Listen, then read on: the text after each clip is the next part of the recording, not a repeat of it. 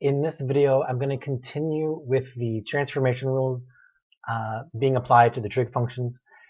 Right now, I'm going to talk about reflections. Now, reflections also deal with the a and the b coefficient. So in the previous video, we dealt with a being a value like 2 or 1/2 and how that stretched or compressed the graph.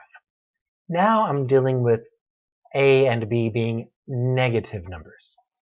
And you should remember these rules from like all the transformation rules from a college algebra setting. But I'll remind you, if you have a leading coefficient and it is negative, then that is just a reflection about the x-axis. That is, any point above the x-axis will be reflected below. Any point on the x-axis stays put. Any point below the x-axis is reflected above. Again, on the outside, the transformations affect the y values. So notice your y values will change sign from positive to negative or negative to positive. B, on the inside, that's going to affect the x values. And if b is negative, it's also a reflection, but this time about the y-axis. So any positive x value will be reflected into the negative x value region. Any negative becomes positive. And again, any point on the y-axis will stay on the y-axis. Now, I claim that's all you need to know to get started. So I would love for you to graph in one color on a Cartesian plane over the interval negative pi to pi, the cosine parent function. And then on the same Cartesian plane over the same interval, I would like you to graph in a different color cosine of a negative x, where you're just applying the transformation rule. So pause the video and graph those two graphs, and then I'll come back and see what happened.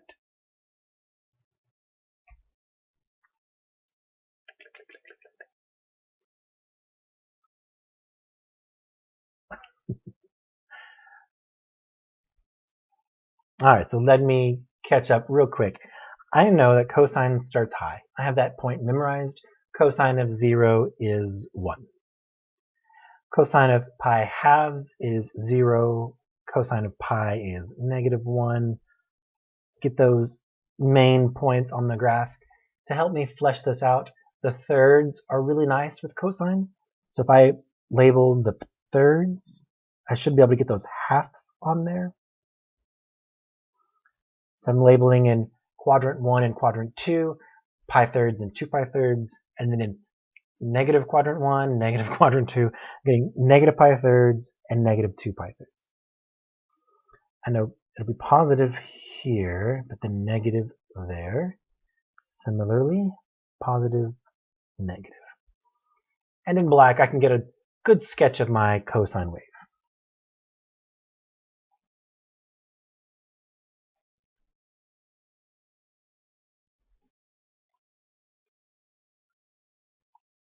Go ahead and label my graph. Since there's about to be two on the same graph, labeling is super important. Now I happen to have another color, so I'm going to graph cosine of negative x on the same Cartesian plane, same interval, and I'm just going to apply this one transformation. This one transformation says, because b, the value inside the argument of the trig function, is less than 0 or is a negative, we need to reflect it about the y-axis. So I'm identifying that I have a b that is less than 0, just identifying the transformation. Then I'm going to state what that means. Reflect about the y-axis. Again, I typically have my students not just do the transformations, but first identify which letter they're dealing with and tell me, state the action they're about to do. So if they're shifting it up or reflecting it, I want to see it written in words. And then, of course, the graph. Okay. So I'll start with a point on the y-axis. That point at 0, 1 on the y-axis, if I reflect about the y-axis, stays put. Now, the point at pi thirds comma 1/2, that point will be reflected about the y-axis, meaning it was 4 units away from the y-axis there. Now it's going to be reflected over here. Oh, so this point has been reflected to where that point is. And the point that it is at negative pi thirds comma 1/2 is just being reflected to where that point is. Interesting. Look at that again. Oh yeah, the pi halves just seem to reflect to each other. The 2 pi thirds reflect to each other. I'm getting the same exact graph. If I want to graph this, maybe I should, the color really helps here to demonstrate that I've got 2 graphs, but they are basically the same graph. Now, do y'all remember what that's called when you take a function and you reflect about the y-axis and you get the same function? That has a name. The way we find that, determine if it's that type of function, is we take the function and we evaluate it at a negative x. And if we get the exact same thing, then we call that function an even function. So cosine is an even function. And in fact, hopefully you can start to visualize secant. Secant has that same point at 0, 1. There's asymptotes. Where cosine touches the x-axis, there's these asymptotes. I'll put my pins there. And then the negative ones and the 1, those points remain the same, but they have those little wannabe parabolas that are bound in there. Hopefully, if you can see that secant, and it's got a u right there, it's going to have that same idea where if you reflect it about the y-axis, you're still going to have that curve pointing up. You're still going to have these curves doing this. So secant, its reciprocal function, happens to also be an even function. So these are going to be our next identities. I'm going to go ahead and write down 6 more identities to add to our list.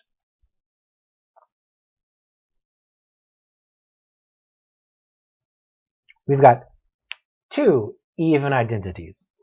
Cosine of x is the exact same thing as cosine evaluated at a negative x. We graphed both of these functions, and you can visually see it right here.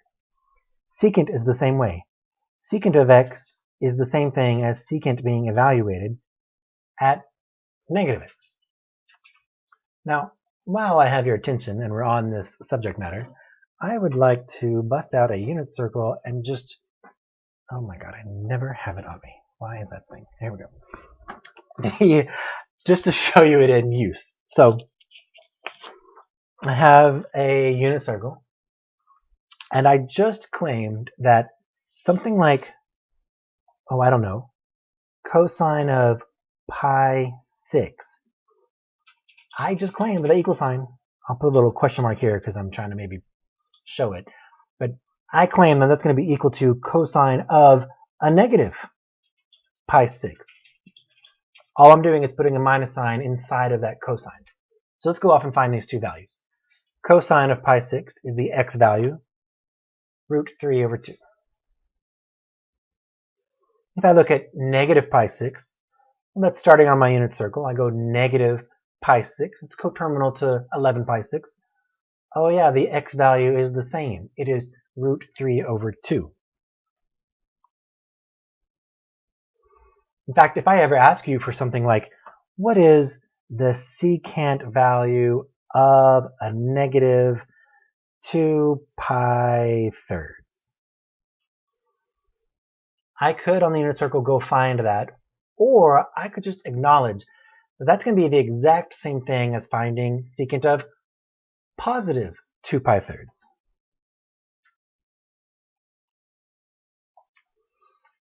One may be easier to you than the other. 2 pi thirds is on the unit circle, so if I want to find the cosine value and reciprocate it, I get negative 2. If I do it the other way, looking for the negative angle, negative 2 pi thirds is coterminal to 4 pi thirds. The cosine value is negative 1/2. I reciprocate it. I get that negative 2 that way as well. So the even identities are going to be very helpful, and that's one way. Visually, graphically, you're just reflecting about the y-axis. All right. Let's see. What do I want to do next? Oh, yeah. Well, come to find out, the other 4 trig functions, they're not even, but they happen to be odd. Do you remember what an odd function is? Let me give you a little hint. I'm going to graph real quickly, not as professionally as this, a sine wave. I have memorized that sine of 0 is 0, and then I have that same shape as cosine, but I start going up, come back down, I go through the origin, do something like this. This is from negative pi to pi. I've seen 2 pi, that's the period of sine. So in black here, I have graphed sine of x. And I can see if I did a reflection about the y-axis, I'm not going to get the same graph. In fact, in orange again, I'm going to graph sine of negative x. Same transformation. B is negative. It's a reflection about the y-axis.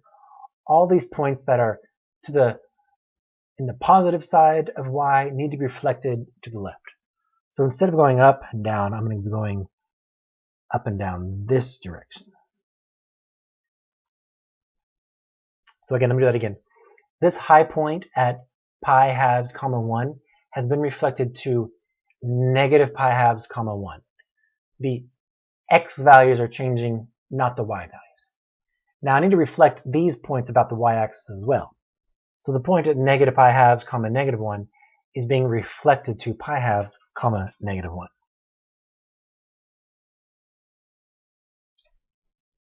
So in orange, I've graphed sine of negative x. All right. Going back to my parent function, let's graph a reflection about the x-axis. So I'll do this in a green color. Let's do a negative sine of x. So I'm ignoring my orange wave.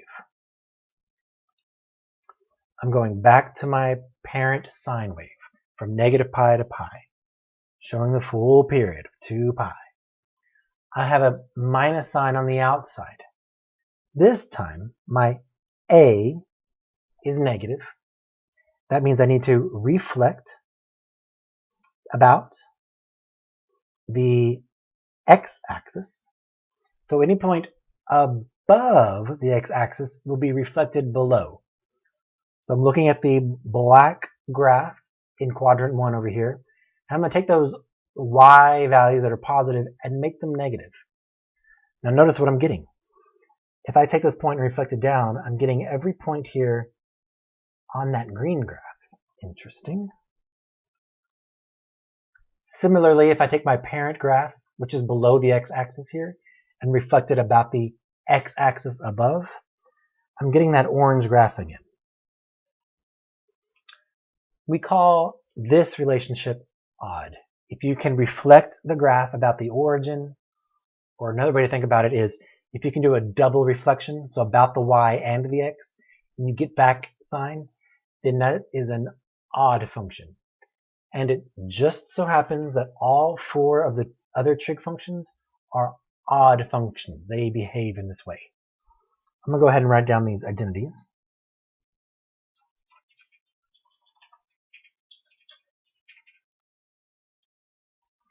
A negative sine is equal to sine of a negative x. That's what we just kind of graphed down here. We did this one in green. We did sine of negative x in orange. When we graphed them, they became the same graph. That's odd.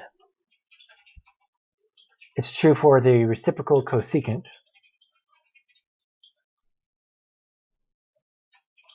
true for tangent, and it is true for cotangent as well.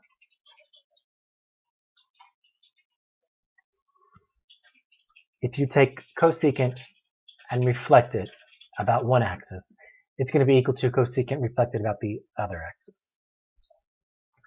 Again, this may come in handy, especially if I'm dealing with something on the unit circle.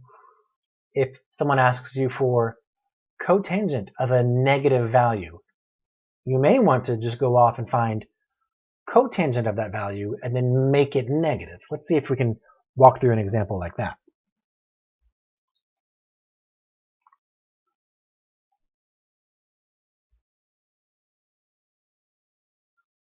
Cotangent of negative 5 pi fourths.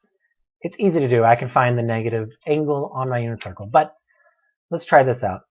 Let's instead go off and find cotangent of 5 pi fourths and make it negative. 5 pi fourths is on my unit circle, sitting right here. If tangent is negative 1, oh, I'm sorry, tangent should be positive 1 in quadrant 3. Cotangent is as well. So I get negative 1. Now let's go find cotangent of negative 5 pi fourths. Negative 5 pi fourths, going clockwise.